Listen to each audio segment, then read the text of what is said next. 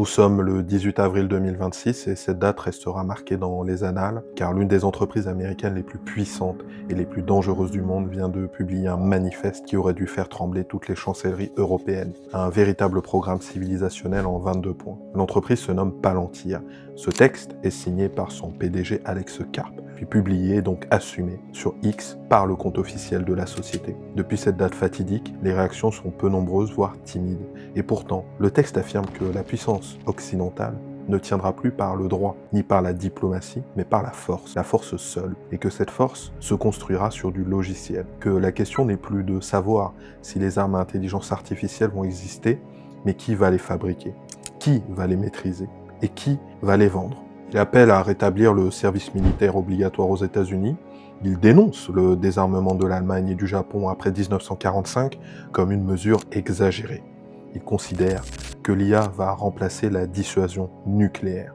Et il termine en expliquant que certaines cultures sont, je cite, régressives. Mais régressives selon qui? Ce manifeste en 22 points est tiré du livre The Technological Republic, dont l'auteur n'est autre que Alex Karp lui-même. Le Palantir, ce n'est pas une entreprise comme une autre, car elle s'est infiltrée dans les services de renseignement de la plupart des pays occidentaux. Ses solutions d'analyse de données sont utilisées par les services de renseignement français, par l'armée américaine, par la police des frontières américaines, par l'armée israélienne, et même par le système de santé britannique, et puis évidemment par l'OTAN. Pour Palantir, vos données sont une ressource, et leurs logiciels des armes de surveillance massives pour gagner une guerre contre les méchants. Oui d'accord, mais qui sont les méchants exactement? À qui s'adresse cette déclaration de guerre civilisationnelle? Et pourquoi une entreprise privée se permet-elle de proposer un tel programme qu'aucun État et aucune administration ne se permettrait d'assumer? Et surtout, qui est vraiment Palantir? Au-delà du mythe, au-delà des chiffres, au-delà de ses fondateurs. Et pourquoi est-elle si puissante? Dans cette vidéo, on va répondre à ces questions et analyser comment une société jusqu'ici inconnue du grand public est devenue indispensable à l'industrie de surveillance généralisée de dizaines d'États. Et surtout, on va démonter une idée reçue. Parce que quand on parle de Palantir, tout le monde se dit la même chose. Ils vendent de l'intelligence artificielle, des algorithmes, de l'analyse de données. C'est faux. Ou plutôt, c'est un accessoire. Car ce que Palantir vend vraiment, ce n'est pas juste de l'IA, c'est de la dépendance. Et une fois qu'un État mort, il ne peut plus raccrocher. Bienvenue dans cette enquête de Risque Intel Media. Commençons par le commencement. Le 11 septembre 2001, les tours s'effondrent, le Pentagone brûle, et dans la Silicon Valley, deux hommes se disent qu'il y a un marché à prendre. Peter Thiel, le cofondateur de PayPal, et Alex Karp, un jeune docteur en sciences sociales. En 2003, il crée Palantir. Le nom vient du Seigneur des Anneaux. Le Palantir, c'est cette pierre magique qui permet de voir partout à la fois. Donc, l'ambition est assumée dès le départ. Et très vite, ces deux personnages obtiennent ce qu'aucune autre start-up n'obtient. De l'argent de In-Q-Tel. In-Q-Tel, c'est le fonds d'investissement de la CIA. 2 millions de dollars. Ça ne semble rien, mais ce n'est pas l'argent qui compte. Ce sont les portes qui s'ouvrent derrière. Dès ces premières années, Palantir ne vend pas à des clients comme les autres startups. Elle vend à l'agence qui indirectement l'a financée. Oui, à la CIA. Deux logiciels sortent de leur bureau. Gotham pour Batman, pour les services de renseignement, et Foundry pour les gouvernements et les grandes entreprises. Sur le papier, ce sont des plateformes de fusion de données. Vous branchez vos bases de données, appels téléphoniques, flux bancaires, images satellites, dossiers administratifs, et le logiciel vous sort des liens, des schémas, des priorités d'action. Mais il y a un point que personne ne voit. Car une fois que vous branchez Palantir dans une institution, ce n'est plus juste un outil, ça devient la couche par laquelle l'institution voit, trie, priorise et décide. Les procédures se calent sur les flux de Palantir. La mémoire opérationnelle, c'est-à-dire l'expérience accumulée par les équipes, se construit à l'intérieur de Palantir. Au bout de quelques années, vous ne pouvez plus vous en passer. Palantir est une véritable drogue dure pour les services de renseignement. Même si vous vouliez vous en passer, vous ne le pourriez pas, même si un concurrent vous proposait mieux. Parce que ce que vous perdriez en partant, ce n'est pas juste un logiciel. C'est 10 ans de réflexes, de formation, d'habitude, de code interne. Palantir n'est plus juste un fournisseur, c'est une prothèse. Sans elle, vous ne pouvez plus marcher. Le véritable système d'exploitation des services de renseignement. Et ce n'est pas une théorie, c'est une stratégie documentée. Prenons l'exemple de l'armée américaine. En 2025, elle a consolidé 75 contrats distincts en un seul accord cadre avec Palantir, afin de convenir à ses besoins futurs en logiciels et en données. 75 contrats unifiés chez un seul fournisseur. Ce n'est plus un appel d'offres, c'est une fusion à ce stade. Puis prenons le Department of Homeland Security. Toujours en 2025, il signe un accord d'achat cadre d'1 milliard de dollars pour que ces agences, ICE, la police des frontières, la TSA, les services secrets, puissent acheter du Palantir plus vite et avec moins de friction, comme on dit. Et puis il y a l'exemple du Royaume-Uni, le NHS, c'est le service de santé britannique. Il a confié à Palantir sa plateforme centrale de données pour plus de 330 millions de livres.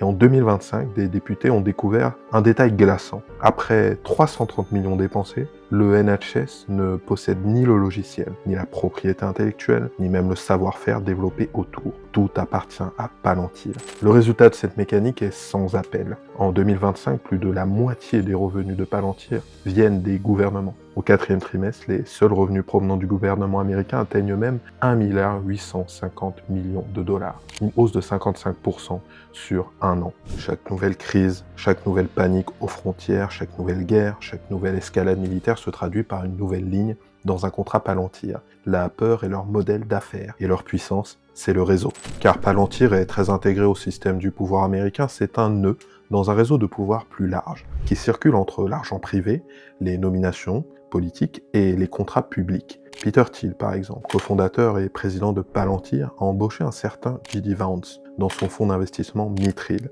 encore une référence au Seigneur des Anneaux. Il a financé son ascension à hauteur de 15 millions de dollars pour la primaire sénatoriale de l'Ohio. Ce J.D. Vance est aujourd'hui vice-président des États-Unis. Et pendant ce temps, l'administration a officiellement confirmé qu'elle utilise des modèles Palantir pour trier les dossiers d'expulsion des migrants. Palantir a même touché 30 millions de dollars supplémentaires pour étendre son système Immigration OS, qui permet à ICE de cibler, localiser, prioriser en quasi-temps réel les personnes expulsées. Et côté défense, un Maven Smart System, développé par Palantir, est désormais utilisé dans la couche décisionnelle du Pentagone pour aider à la préparation des décisions du président, du Conseil de sécurité et du secrétaire à la défense. On ne parle plus d'un fournisseur de logiciels, on parle d'une entreprise privée qui se trouve concrètement à la jonction entre le pouvoir et le monde des affaires. Le même réseau, les mêmes hommes, les mêmes intérêts. En 15 ans, Palantir a recruté au moins 32 hauts fonctionnaires britanniques. Et durant ce laps de temps, l'entreprise a remporté près de 670 millions de livres de contrats publics. Par exemple, Lawrence Lee, ancien numéro 2 du ministère de la Défense, qui a participé à la stratégie IA de défense, a par exemple rencontré Palantir 9 fois avant de devenir conseiller stratégique du PDG, Alex Karp. Cela ressemble à du pantouflage à l'état pur. Ces liens permettent en outre à l'entreprise de s'assurer une pénétration privilégiée dans les budgets étatiques dont on a vu qu'ils constituaient le gros de son chiffre d'affaires. Et tout ça nous ramène au texte publié le 18 avril dont je vous parlais au début. Parce qu'à ce stade de notre enquête, on pourrait encore se dire que Palantir est une entreprise comme les autres, avec ses contrats, ses zones grises, ses polémiques habituelles. Sauf que Palantir vient de publier sa doctrine, en clair et sans filtre. Les 22 points du Technological Republic forment un programme. Il ne s'agit pas d'une entreprise qui plaide sa cause, il s'agit d'une entreprise qui annonce ce que doit être l'Occident, un bloc militarisé, réarmé, où la Silicon Valley a le devoir moral, je cite, de contribuer à la défense, et où la frontière entre privé et public s'efface totalement, et où certains peuples et cultures sont explicitement rangés comme régressifs. Je vous laisse lire ce manifeste en 22 points en entier, mais j'aimerais attirer votre attention sur 3 points fondamentaux. Le premier point d'attention est le 12e.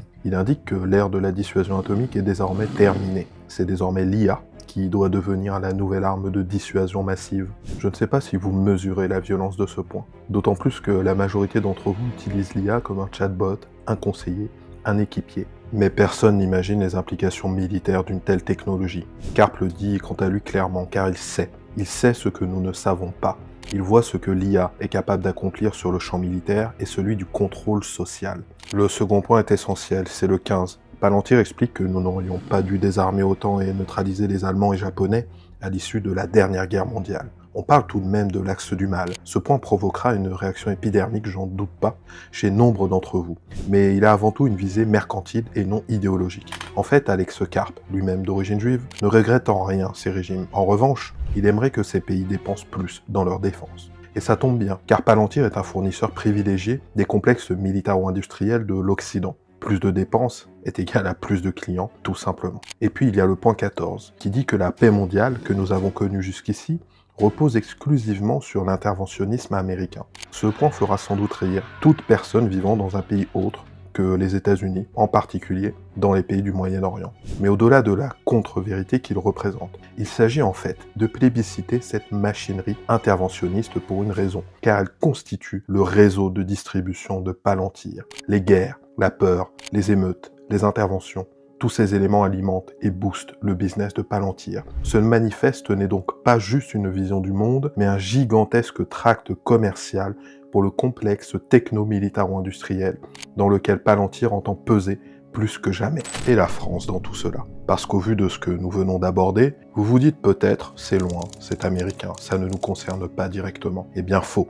Depuis 2016, la Direction Générale de la Sécurité Intérieure, la fameuse DGSI, utilise Gotham, le logiciel de Palantir. À l'origine, c'était un contrat d'urgence, signé quelques mois après les attentats de novembre 2015. L'outil était officiellement transitoire. On allait développer une solution française, promis, juré. 10 mois plus tard, en décembre 2025, la DGSI a renouvelé ce contrat pour la 3e fois, et ce jusqu'en 2028. Pire encore, en mars 2025, l'OTAN a signé en seulement 6 mois, un record, un contrat avec Palantir pour son système de commandement des opérations alliées, Maven Smart System.